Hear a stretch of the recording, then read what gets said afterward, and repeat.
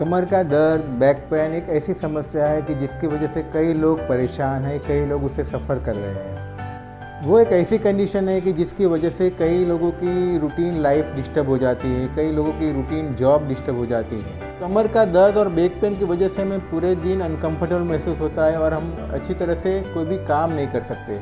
तो आज के इस वीडियो में हम जानेंगे कि उसका रीज़न क्या है, उसका कॉज क्या है, उसका सिम्टम्स क्या है और उसको हम कैसे प्रिकॉशंस ले सकते हैं कि जिसकी वजह से हम उसे ठीक कर सकें और होम्योपैथी में इसका क्या इलाज है और उसे हम परमानेंटली ठीक कर सकें।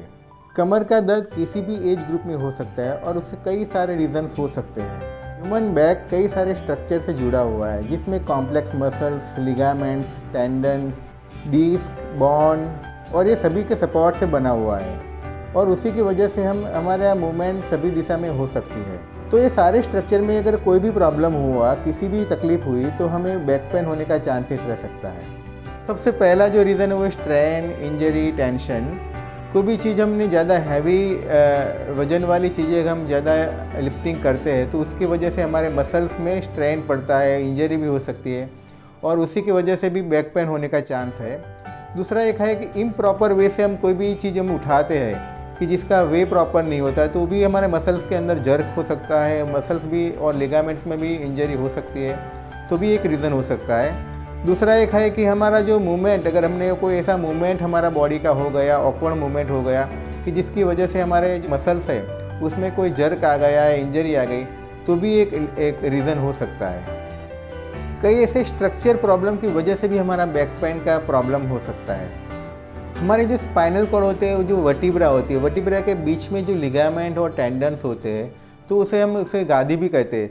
तो उसी के अंदर कोई प्रेशर पड़ता है या कुछ उसमें हमारी जो नर्व्स होती है वो नर्व्स को अगर दब जाती है तो भी एक बैक पेन हो सकता है। कि साइटिका का जो दर्द है वो भी एक नर्व्स का दर्द है जो हमारा बैक के वर्टिब्रा के अंदर जो भी नसें जाती है, जो भी नर्व्स जाती है तो वो दब जाती है और उसी की वजह से जो भी वो नर्व्स एंडिंग जहाँ पे भी होता है वहाँ पे पेन होता है। हमारे जो बटक्स में भी पेन होता है या राइट या लेफ्ट लेग में भी उसकी वजह से पेन होता है, तो वो पूरा पेन उसकी वजह से स्प्रेड हो सकता है। दूसरा जो एक रीज़न है वो आर्थराइटिस। कई लोगों को आर्थराइटिस की प्रॉब्लम होती है जिसमें सारा जॉइंट्स हमारे वो अफेक्ट होते हैं और स्पाइनल कॉर्ड के जो सारे जॉइंट्स होते हैं उसके अंदर वो स्टिफनिंग हो जाता है और हमें बैक पेन हो सकता है।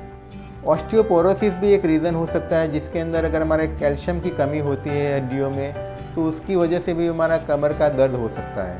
कई बार किडनी का प्रॉब्लम या किडनी स्टोन होता है, हमारा कमर का दर्द होने का चांसेस रहता है। सबसे ज़्यादा जो पोस्चर, हमारा अगर पोस्चर अच्छी तरह से नहीं है, हमारा बैठने की पोस्चर अच्छा नहीं है, हम ऑफिस वर्क में अगर एक ही तरह का हम बैठे रहते हैं तो उसी में भी हमारा बैक पेन स्टीफ हो जाता है और दर्द की संभावना रहती है। वो स्ट्रेचिंग की वजह से भी दर्द रहता है। ज़्यादा समय तक हम खड़े रहते हैं तो भी हमारा बैक पेन होने का चांसेस बढ़ जाता है। लॉन्ग ड्राइविंग सेशन जिसमें हमने ज़्यादा से ज़्यादा 4 से 5 घंटे तक हमने ड्राइव किया है, हमने बीच में ब्रेक नहीं लिया है, तो भी हमारे कमर पे उसकी असर हो सकती है। हमारा मसल्स में उसका टेंशन, स्ट्रेस पड़ता है तो उसकी वजह से भी बैक पेन होने का चांसेस रहता है। और भी कई ऐसे सारे रीज़न्स हैं जिसमें जैसे कि स्पाइनल कॉर्ड का इन्फेक्शन हुआ, कोई किडनी का इन्फेक्शन हुआ, हमारा स्लीपिंग डिसऑर्डर हुआ, हमारी इम्प्रॉपर वे में चलने की हैबिट भी कॉज बन सकती है बैक पेन में। कई ऐसे रिस्क फैक्टर है कि जिसकी वजह से बैक पेन रहता है, जैसे कि कोई अगर हमारा काम इस तरह का है जिसमें ज़्यादा प्रेशर, स्ट्रेन रहता है हमारे स्पाइनल कॉर्ड पे, हमारा बैक में, अगर हम ज़्यादा हैवी लिफ्टिंग या ज़्यादा वर्कआउट करते हैं तो उसी की वजह से भी पेन रह सकता है। दूसरा जो एक रीज़न है प्रेगनेंसी के बाद, जैसे कि कई ऐसे ऑपरेशन के बाद हमारे जो नर्व्स एंडिंग में काफ़ी इंजरी हो सकती है तो उसकी वजह से भी एक बैक पेन रहने का चांसेस रहता है। पुअर फिजिकल फिटनेस, जैसे कि हमारा फिटनेस अच्छा नहीं है तो भी एक रीज़न हो सकता है। ओल्डर एज भी हो सकता है। स्मोकिंग के हिसाब से भी हमारा बैक पेन होने का चांसेस बढ़ जाता है। कई बार जेनेटिक फैक्टर्स भी उसमें एक रीज़न हो सकता है। कई बार मेडिकल कंडीशन जैसे कि आर्थराइटिस, कैंसर जैसे हमने बात किया वो भी एक रीज़न हो सकता है, वो सारी चीज़ें जो एक रिस्क फैक्टर में काम कर सकती है। जनरली बैक पेन, कमर का दर्द फीमेल लोगों को ज़्यादा होता है। उनका मेन हार्मोन्स डिस्टर्बेंस के हिसाब से, स्ट्रेस के हिसाब से, एंग्जाइटी के हिसाब से, वो सारा भी साइकोसोमेटिक डिसऑर्डर के हिसाब से भी बैक पेन का रीज़न होने का चांसेस बढ़ जाता है।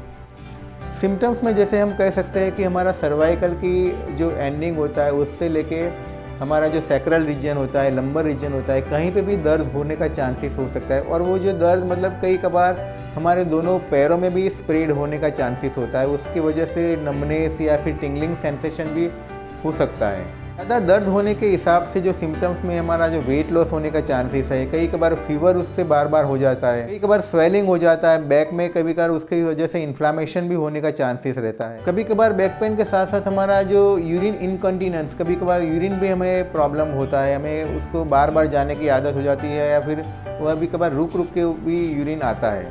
कभी कभार उसकी वजह से हमारा constipation, numbness around the genitals, numbness around the anus, तो उसकी वजह से पूरा जो हमारा जो एरिया है वो नमनेस भी हो सकता है। और कौन सी चीज़ों में हमें ज़्यादा अलर्ट रहना ज़रूरी है कि जब भी हमारा जो बैक पेन स्टार्ट हुआ कोई भी इंजरी की वजह से, तो हमें तुरंत हमें डॉक्टर को सलाह लेनी ज़रूरी है कि वो जो पेन कैसे हुआ है, क्या प्रॉब्लम्स है, तो उसका डायग्नोस करना ज़रूरी है।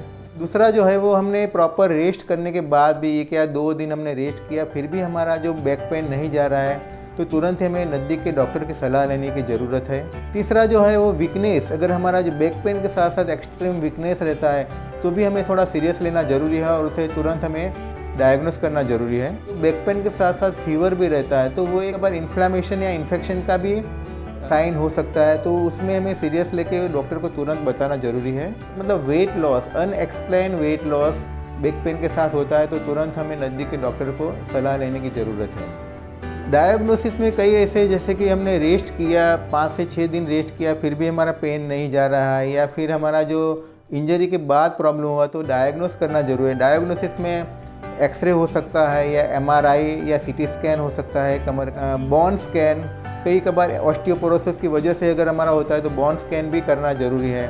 वेट लॉस होता है तो भी बोन स्कैन करना ज़रूरी है। इलेक्ट्रोमायोग्राफी EMG, अगर हमारा मसल्स या नर्व्स का प्रॉब्लम की वजह से दर्द, ये एक तरीका है डायग्नोस करने का। Prevention is always better than cure. अगर हम अपनी लाइफस्टाइल को चेंज करेंगे, डेली अगर हमारा जो रेगुलर एक्सरसाइज है, अगर हमारा बॉडी का वेट है उसे को हम मेंटेन रखेंगे, फिजिकल फिटनेस के ऊपर ध्यान रखेंगे, तो डेफिनेटली हमें फ़ायदा होगा। डाइट में हमें थोड़ा सा ध्यान रखना पड़ेगा, विटामिन डी, कैल्शियम और ऐसे ग्रीन लीफी वेजिटेबल्स को हमें सप्लीमेंट में ऐड करेंगे तो काफ़ी अच्छी तरीके से उसका परिणाम मिलेगा। और हमारा जो पोस्चर है, हमारा जो ऑफिस में बैठने का पोस्चर है, जो चलने का पोस्चर है, उसके ऊपर हम ध्यान रखेंगे तो काफ़ी अच्छी तरीके से जो बैक पेन पोस्चर की वजह से हुआ है तो उसे हम ठीक कर सकते हैं। हमारा ड्राइविंग बहुत लंबी यात्रा का है या फिर 4 से 5 घंटे तक हम लॉन्ग ड्राइव कर रहे हैं, तो हर एक घंटे में हम थोड़ा सा रेस्ट करके फिर उसे करेंगे तो हमारा बैक पेन का होने का चांसेस कम हो जाएगा और हम उस ज़्यादा इंजरी या फिर लिगामेंट होने में भी हम उसे बचा सकते हैं। Regular walking, pranayama, meditation will always help to us, and उससे हमारा जो शरीर में प्राणवायु मिलेगा और उससे हमारा बैक पेन और सारी बॉडी की ऊर्जा में काफ़ी अच्छी तरह से बेनिफिट होगा। होम्योपैथी में इसका क्या इलाज है और होम्योपैथी से हम बैक पेन को कैसे ठीक कर सकते हैं? होम्योपैथिक में हर एक की प्रकृति, उसका नेचर, उसकी तासीर को हम पूरा समझ के, उसकी पूरी टेम्परामेंट को समझ के जो कॉन्स्टिट्यूशनल मेडिसिन देते हैं, तो उससे हम पूरी तरह से बैक पेन को ठीक कर सकते हैं। लेकिन कई ऐसी कॉमन दवाइयाँ हैं जो होम्योपैथिक में बहुत अच्छी दवाइयाँ हैं जो बैक पेन को रिलीफ तुरंत ही कर सकती है।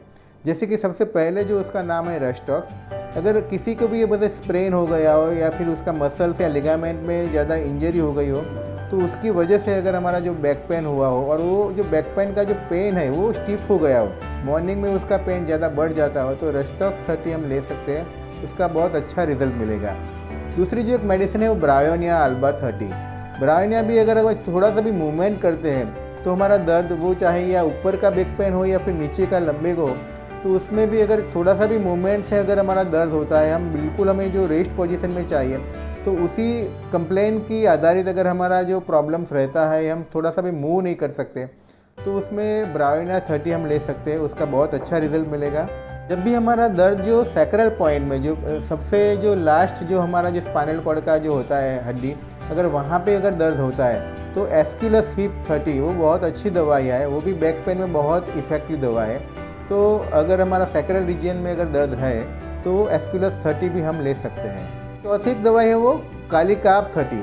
अगर कोई भी ऐसे मतलब वो specially for female back pain में, अगर जो बहुत टेंशन वाला उसका नेचर होता है, बैठने के बाद खड़ा होने टाइम अगर दर्द रहता है, तो उसमें काली काप 30 बहुत इफेक्टिव दवा है। बैक पेन के साथ साथ वीकनेस ज़्यादा रहती है काली काप में, तो वो भी एक एसोसिएटेड सिम्टम्स है। तो अगर उसके साथ साथ वीकनेस ज़्यादा रहते हैं तो हमें काली काप 30 लेना चाहिए। दूसरी एक जो मेडिसिन है वो सिम्सिफ्यूगा, वो भी एक अच्छी मेडिसिन है। वरना जो बैक पेन के साथ साथ हमारा सर्वाइकल रीजन में भी दर्द रहता है, जो सर्वाइकल स्पॉन्डिलाइटिस में भी वो बहुत इफेक्टिव दवाई है। तो अगर उसके साथ साथ उसकी वजह से अगर हमारा नर्व एंडिंग में प्रॉब्लम हुआ हो तो सिम्सिफ्यूगा 30 भी हम ले सकते हैं।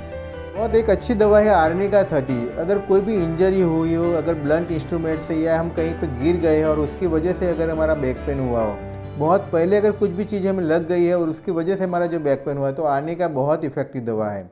उसके साथ साथ एक हाइपेरिकम 30 है, वो भी अगर कोई भी नर्व इंजरी के हिसाब से अगर हमारा दर्द हुआ हो, स्पाइनल कॉर्ड की कोई भी इंजरी के हिसाब से अगर हमारा दर्द हुआ है, तो हाइपेरिकम भी बहुत इफेक्टिव दवा है, तो उसे भी हम ले सकते हैं।